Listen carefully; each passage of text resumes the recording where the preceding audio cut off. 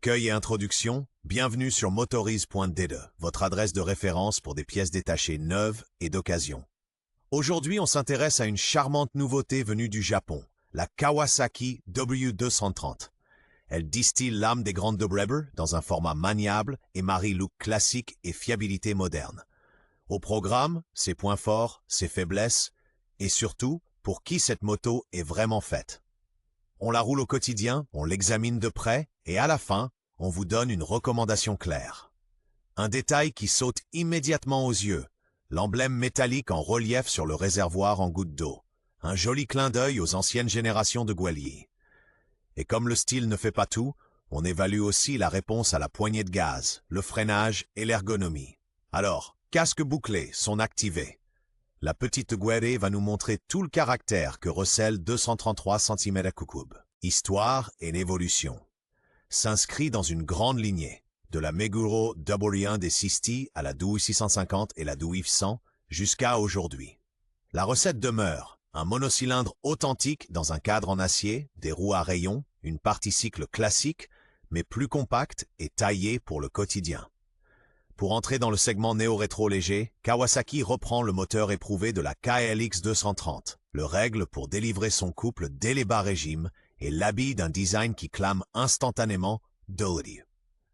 Fait intéressant, au Japon, la Meguro S1 est proposée en parallèle, moteur et cadre identiques, mais une finition plus cossue.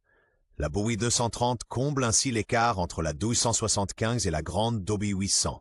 Tout en conservant la position de conduite droite et cette pulsation douce. Détail signature, le réservoir fuselé en forme de goutte avec de vrais pads de genoux reprend la silhouette de ses ancêtres légendaires et améliore l'appui des genoux. Caractéristiques techniques. Au cœur, un monocylindre de 233 cm, refroidi par air, à arbre à cam en tête et injection. Sur la Wii 230, il développe environ 14 kW et 19 Nm, transmis par une boîte 5 rapports bien étagée. Le châssis reste classique. Cadre double berceau en acier, fourche télescopique à l'avant, 2 amortisseurs arrière à précharge réglable. À l'avant, une roue à rayon de 18 pouces, à l'arrière 17 pouces. Cohérent avec le look et agile au quotidien. Le freinage fait appel à un disque avec ABS à l'avant et à un tambour à l'arrière. Authentique visuellement, solide techniquement. La hauteur de selle demeure agréablement basse, autour de 780 mm. Dans le même esprit, l'instrumentation se veut épurée. Un compteur analogique avec un petit écran LCD pour le totalisateur journalier. Pratique, le jeu aux soupapes se règle à l'ancienne par vis et contre-écrou. Moins d'entretien, moins de coûts et des interventions facilitées dans votre garage. Design et ergonomie. La W230 assume pleinement ses inspirations. Réservoir en goutte d'eau avec grip de réservoir, carters latéraux fins, phare rond et échappement type P-shooter chromé dessinent une ligne intemporelle. Les proportions tombent justes. Grâce au réservoir étroit et à la selle monobloc tuck and roll, on fait immédiatement corps avec la machine. Le large guidon légèrement cintré, les repose-pieds en position médiane et la faible hauteur de selle mettent à l'aise les petits comme les grands. Beau détail, sur la version SE, des soufflets de fourche sont montés de série. Un vrai plus, visuel comme fonctionnel. L'instrumentation reste analogique, avec un petit écran LCD pour l'odomètre partiel et l'horloge. Le cuvelage du phare rond cultive le classicisme. Des roues à rayons au rayon poli complètent le tableau. En bref, cette allure épurée et sincère, sans artifice, incarne l'esprit Dubreber. Avec le soin porté à la peau conduite, au toucher, des détails justes, comportement routier et praticité au quotidien. En selle, la Gui 230 montre ce pourquoi elle a été conçue. La ville, la périphérie, les petites routes de campagne. Le monocylindre offre son couple tôt. La réponse à la poignée est douce, la démultiplication est courte, les départs au feu se font sans effort. La roue avant de 18 pouces et l'arrière de 17 apaisent l'inscription en courbe, tandis que les pneus étroits la rendent vive entre les voitures. La selle est fine, mais assez longue pour de courtes étapes à deux. Le grand angle de braquage et le faible rayon de braquage aident dans les ruelles et les parkings. À l'avant, le disque avec ABS assure un freinage net. À l'arrière, le tambour vient en renfort, dosable, volontairement classique. Pratique au quotidien. Des poignées passagers vissées qui servent aussi de points d'arrimage, ainsi que des points de fixation prévus pour un porte-bagages arrière. Au final, la conduite reste sans chichi. On démarre, on roule, on profite. Zéro stress, avec en prime une généreuse dose de charme mécanique. Atout et point fort.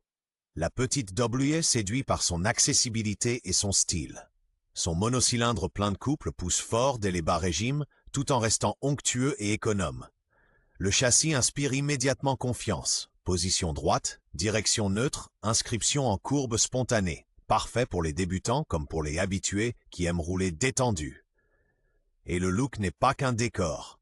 Pattes de genoux sur le réservoir, échappement chromé type P-Shooter et roues à rayons ne jouent pas les faux rétros, ce sont de beaux détails soignés. Un vrai plus au quotidien.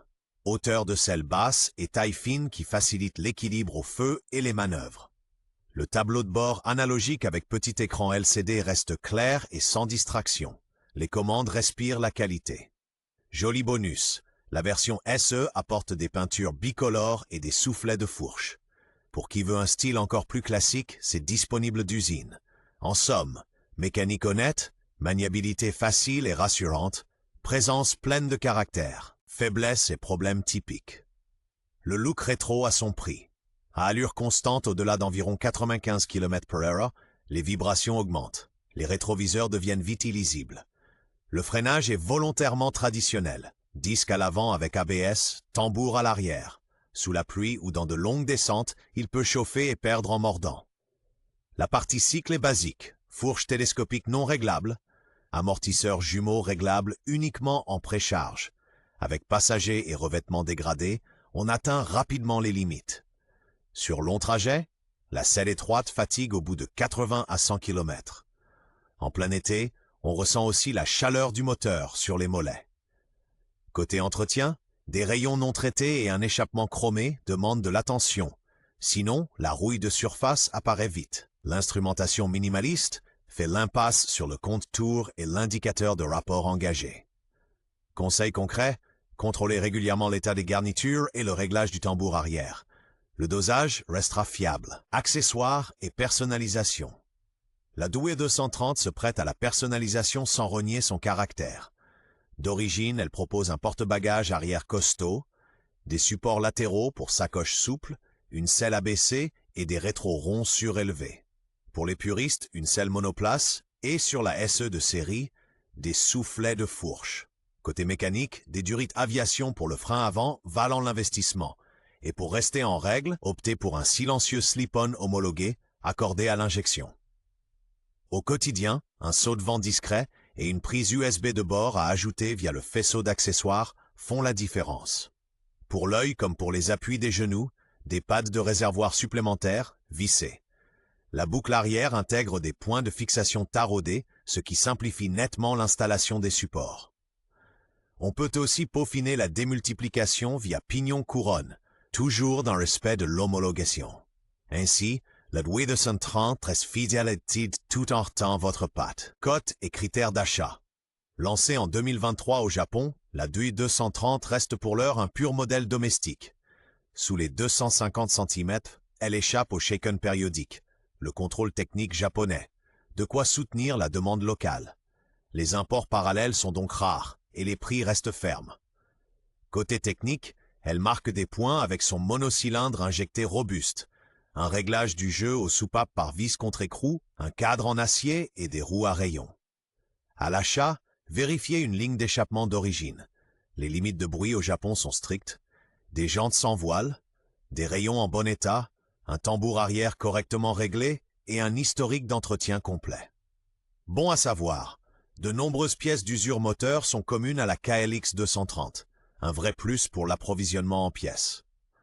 Face à des alternatives comme la Honda GB350, la 230 est plus légère et plus vive à prendre des tours, mais moins sereine sur de longues étapes d'autoroute.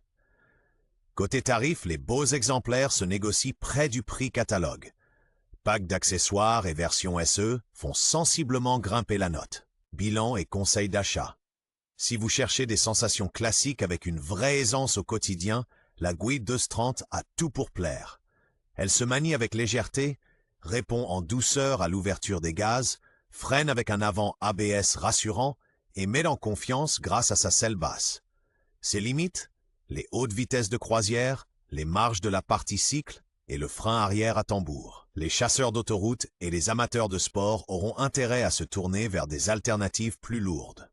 Son charme tient à la simplicité. Réglage des soupapes par vis contre-écrou, tableau de bord analogique avec petit afficheur LCD, roue à rayons, silencieux pea-shooter chromé. Notre conseil?